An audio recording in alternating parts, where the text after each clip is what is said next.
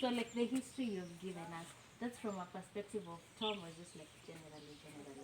I'm sorry you haven't read it.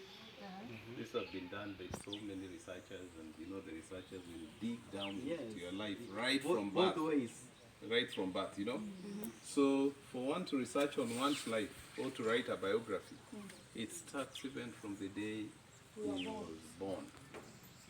You'll do even where you went to school, you go to that school, you go into records, where you went to universities like even Oxford University, Harvard University, Roosevelt and all that. Documents are there even up to date. When they want to write something about his education, his roots, they'll even come to this place, they'll even go to the administration records and everything. And remember, by then Thom and others were raised under the colonial government. Records are there to prove. Yeah, so you need to be studious now.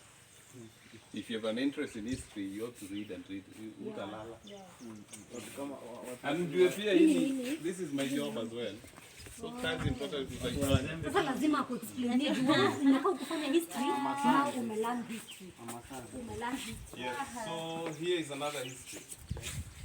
Apart from the parents' grave in the middle of the homestead, to na grave ya Thom, we extend to another grave, which is a white man's grave.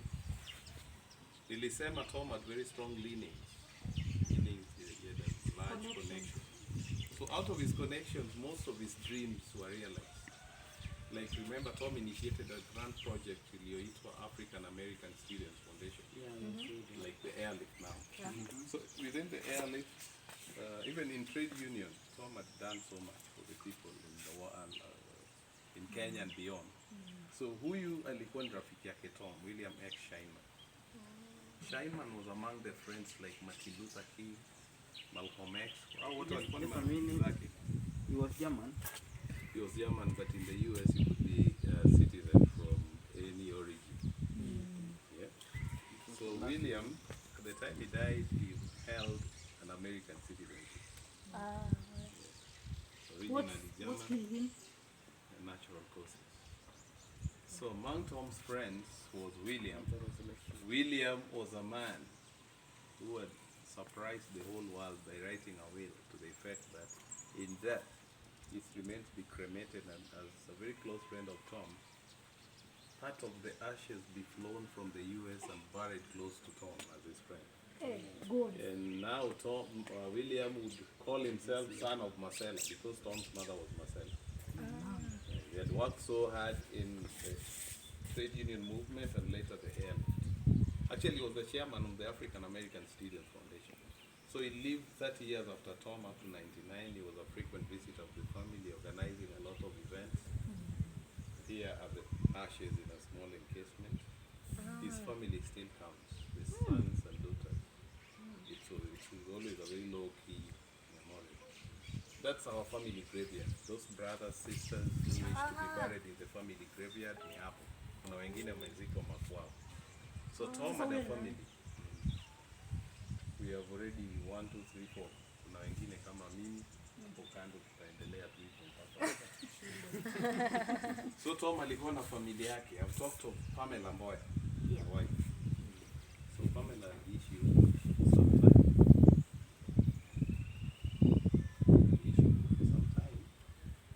Then eventually through traditions, Thom's immediate family would no longer live within the grandfather's homestead.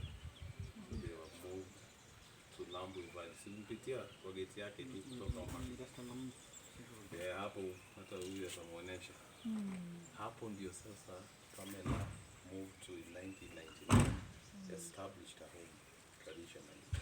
It was very unfortunate that after a few years, in 2004 May, we lost Thom's first son, who was a brilliant commercial lawyer. He liked riding on sports bikes. So he was involved in an accident, which was a mysterious accident. And this went by Kibaki succession. So yeye pia alimalizwa. Hiyo style hiyo. Yeah, yeye pia alimalizwa. He was a great man for the way that he had promised. Ingilia siasa kidogo. He is the friends like Uhuru and others. So we have Sisi scientists msitusumbue. Utamuomba akuachilie kidogo. Aniachilie Simba. What is this? What is this chest?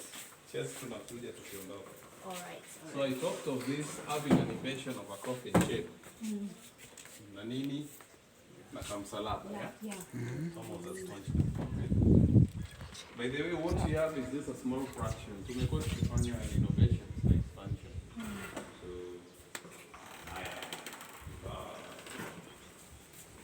Are we allowed to take pictures?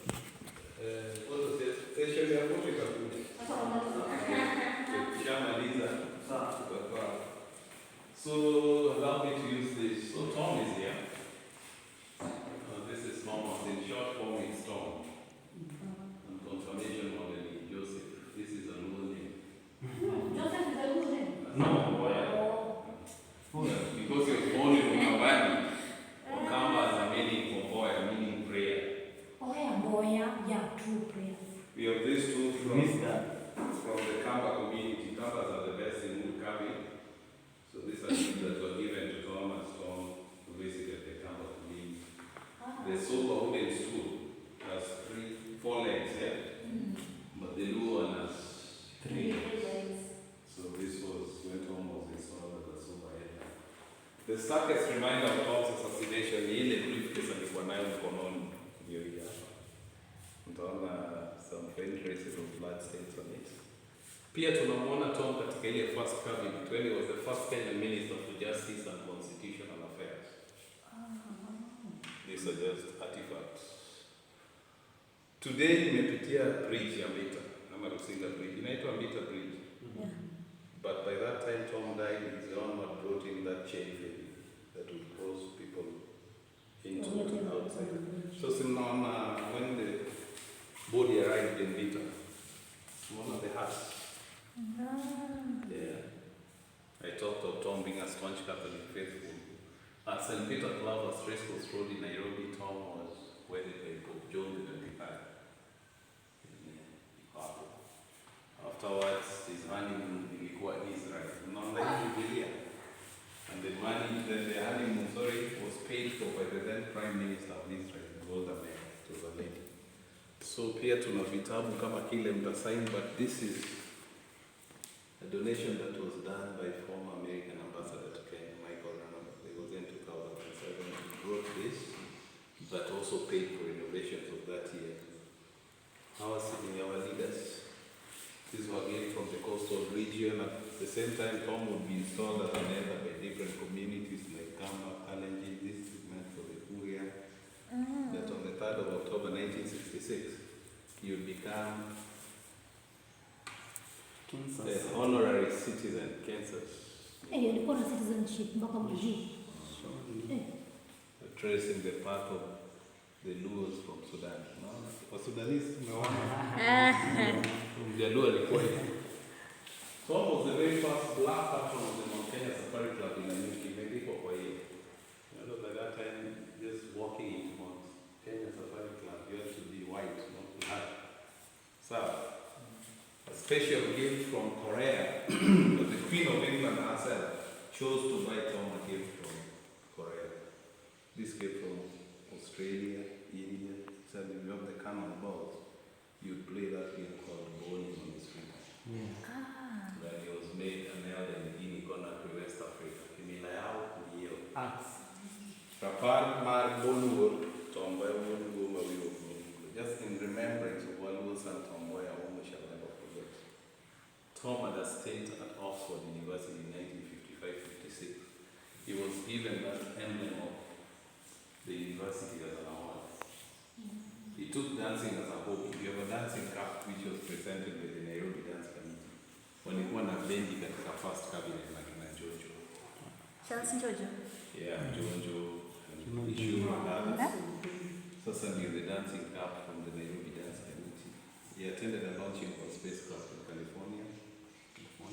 But here is the fly. The fly Buddha in which. That's his flights. Yeah. The one, a fly is a symbol of leadership and authority. Si kila mwanasiasa tu kama leo. So the black one would symbolize the rangi yetu as black Africans. The white one stood for peace. Yeah. Unaona hivyo? White flag. Then the very national flag that draped his casket. Ndio hiyo, one of the nameplates ungepata pale kwa meza yake. It's a drug, man. Yeah, it was a souvenir from the Chinese government. His graduation, he had an honorary degree conferred on him from Chicago. Yeah, then this was just a gift on his wedding. These are some press cuttings, but here is Musinga surrounded by Lake Victoria. Later here is this one, the bridge is here, then Mboya is here. Mfangano and Takawini. Yes, then we come to this. So finally, what was brought by the Kenya Navy. You know, when Thom was being buried, the gun salute was never there. Why? So they came very late, in 93 is when the Kenya Navy waliletwa huko under Joseph Kibwana, ndio tukasikia hizo gun salute. But earlier they said had been done for our dad in 1987. You know, for 21 gun salute. So Thom had been the first elected chairman of the first All African People's Conference in Accra, Ghana. It's a bit deeper. You've heard of the Pan-Africanist vision, the Pan-Africanist movement, the aim or the vision to unite Africa as the United States of Africa. So the first All African Conference was called in Accra, Ghana on the 8th of December 1958. By that time he was only 28 years. So by being elected the first chairman, that meant that if Africa came together, Thom would have ended up being the first All African president. So it didn't work just because he was elected. So there were those very great, like Kwame Nkrumah, who knew obviously that he would be the first elected member. When he was not elected, he worked against the whole thing. And it's now become a pipe dream. So these are the honors he carried from that conference. But here, huwa tunakuwa na viatu vyake na vitu vingi. So this polish inaitwa gripo. Gripo was used those times. But hata kwa sasa bado tunaitumia. Kama ile binti Sudan. Unaweka tu kerosene kidogo. Kerosene ndio. Preservative. Nakata preservative. Imedry sasa unaweka kidogo ndio upige rangi. Yes, of course. This is what it is. Alitumia hii, unaweza hata tumia na hiyo viatu. So mama kalaya. Works. Yeah. So by the time he was killed, watoto wake were very young in 69. And this was taken in 96. So Thom's firstborn anaitwa Maureen. Firstborn? Not the wife. The wife Pamela is not here. Like she's too old. Maureen was followed by Peter, who died in the motorbike. Oh yeah, the assassination another. After Peter is Susan Mboya. But Susan is Lucas, last born is Mboya Jr. So out of the 5, Peter is the only one who has since died. Peter's wife is Gladys. Lucas has a wife called Sigrid. What? Odero is a son-in-law to Mboya. He is married to Maureen. So Maureen is today a High Court judge and anaitwa Justice Maureen Odero. But Susan is the one married to Evans Kidero. Oh, that one ndio bibi ya Kidoro. Kidero. Ona, there's a lady who seems like she white. Yeah, this one, her mom is white, the father is a Kikuyu Ni from pointi. Like a pointy. Story ends there. Everyone has decided this as well. Yeah, we do a lot of things with that.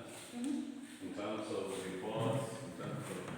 There's evidence that someone became This is interesting. naendelea kunitolea usikate. Unaweza tumia? Atatumia hoja tumalize, alafu atumia iko nje, si ndio?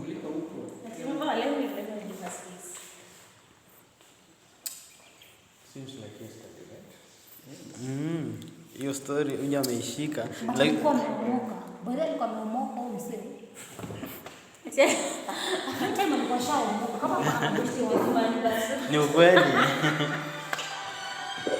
Yani Alikuwa ameomoka. for someone like For someone who's 28 for someone from abroad kusema aziwe karibu na wewe like it takes guts. Yeah. Si kuomoka, it's just the association and the relationship. But yeah, domoka. You see, that's a term we using komoka. Atikomoka. Yeah, domoka in terms of if he was 28 and had such great connections and achievements, alikwambia moka. For some of us who are 28 wako WhatsApp admins. Tunatafuta babysitter. That's the best they can do. Ako admin wa WhatsApp group. You guys are hilarious. Does it take you? So like I have to write to repeat or something. Nakwambia. Hata tujipiga picha mbele. Nimetoa video mrefu. Simembo kuna photo session.